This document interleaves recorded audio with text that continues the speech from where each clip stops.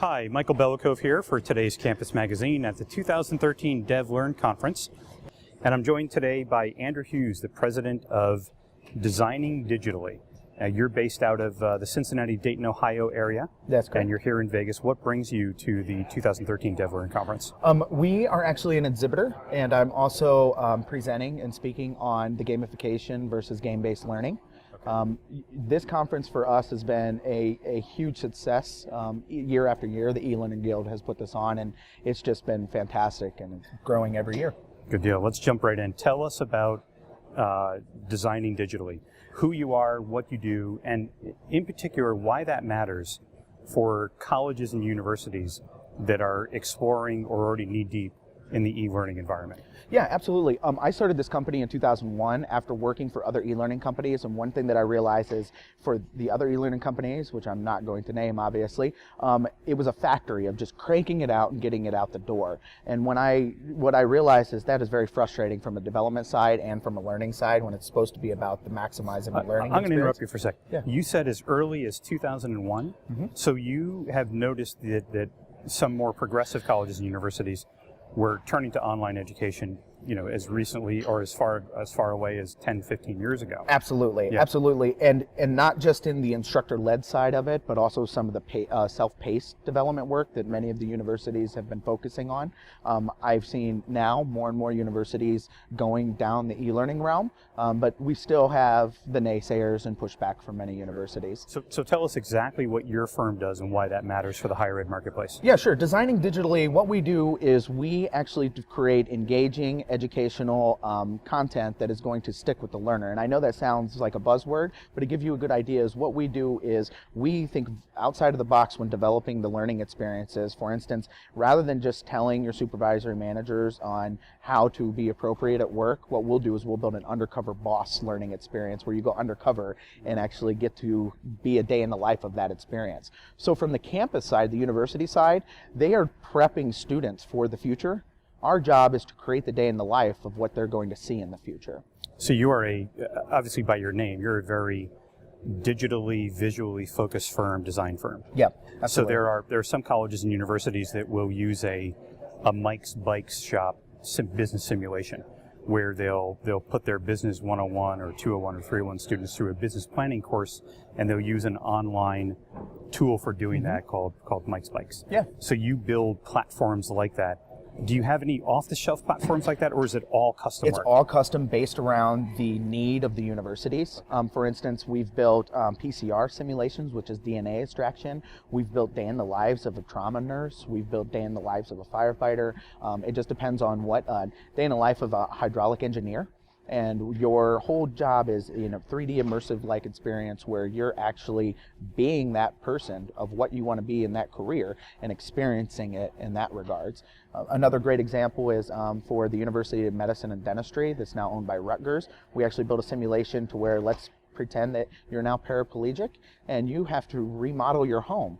What do you have to do to the home to be able to understand those, to make a handicap accessible? Well, you can tell people we need to make the floor or the counters only 3 feet high. Well, that's very hard to understand unless you actually go into the house and actually interact with it. So we would build a 3D immersive home where you would go in and make those changes, and then that material would be saved into the university's learning management system where the professor can see how well you've done and if you've actually completed all of the changes to make it handicap accessible. How many designers, developers, administrators, staffers work at your firm? We have 10 full-time employees and 5 contract employees. We do everything in-house except for the audio narration, and the reason why is I want a team that has the instructional designer and the developers side by side to collaborate. So what we have found is it's been more effective to have our team in-house. So you don't outsource overseas for any of this? No. Everything is done by Everything's done by in-house. you guys here? Yep. Very nice. I noticed from your website that you've worked with the likes of Air Force Academy, Bowling Green, Cal State Northridge. Can you give us some examples of specific platforms that you've built, maybe for some of those organizations? Yeah, absolutely. For the United States Air Force Academy, we built a browser-based massive MMO that is literally promoting their university in a way that... And just for people that don't know what MMO is, can you explain it's a massive multiplayer online experience, much like World of Warcraft. And instead of it being World of Warcraft where we're going on guilds, what you're doing is you're exploring the university campus. You're kicking field goals in the football stadium. You're getting points. You're upgrading your clothing and your avatar with university apparel.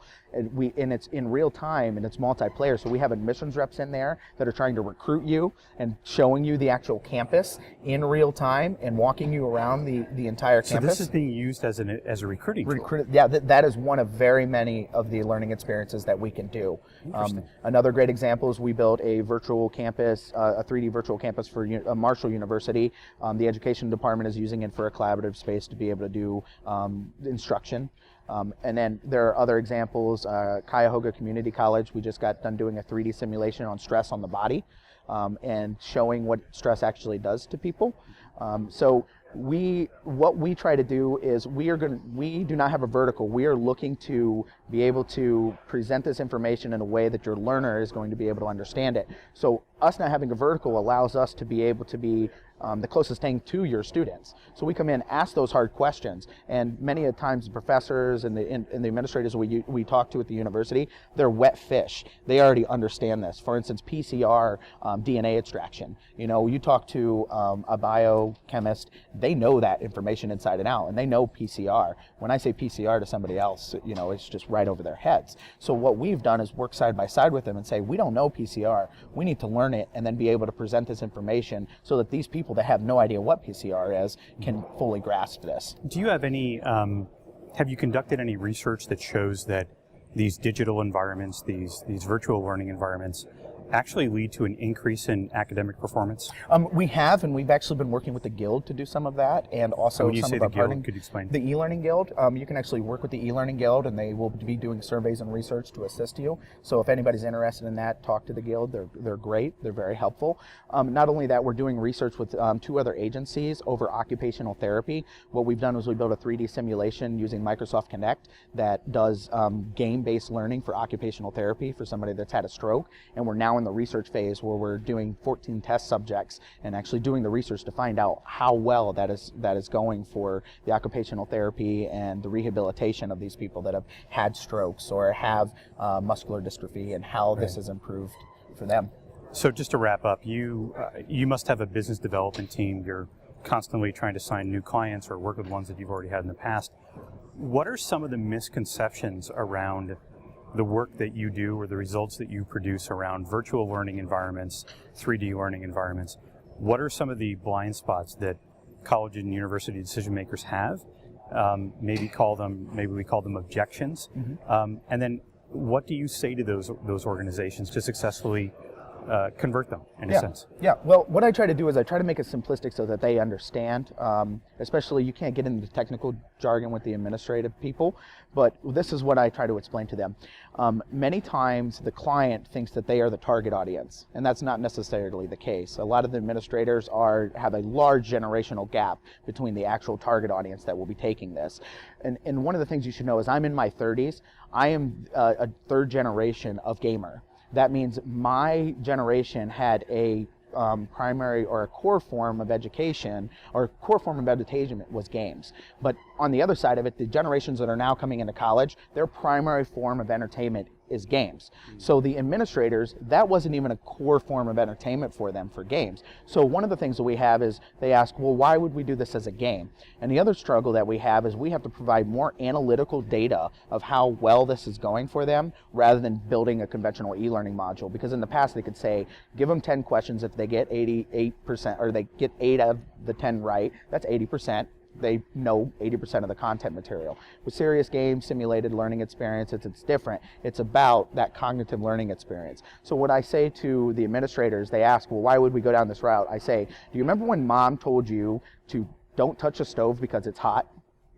Each one of us went like this and touched the stove and burned our hands. We were instructed that information not to touch a stove, but we didn't actually learn not to touch a stove or why not to touch a stove until we actually did it. So our primary focus is that cognitive learning experience of saying, let's actually let you fail in a safe environment and still be able to grasp that knowledge. And that's how people learn these days. And that's how we've been learning since cavemen.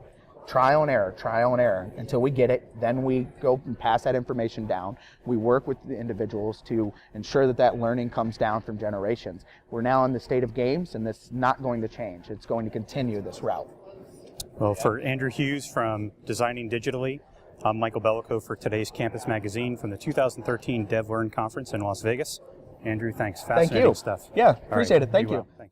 Thank you for watching our video. For today's Campus Magazine, I'm Michael Bellico. For more information about today's campus, visit todayscampus.com, where you can sign up for free webinars, as well as gain access to a free subscription to our hard copy magazine, Today's Campus Magazine. Once again, thank you for taking the time to visit with us today. We know your time is important and valuable. We don't take it for granted, and we really appreciate it.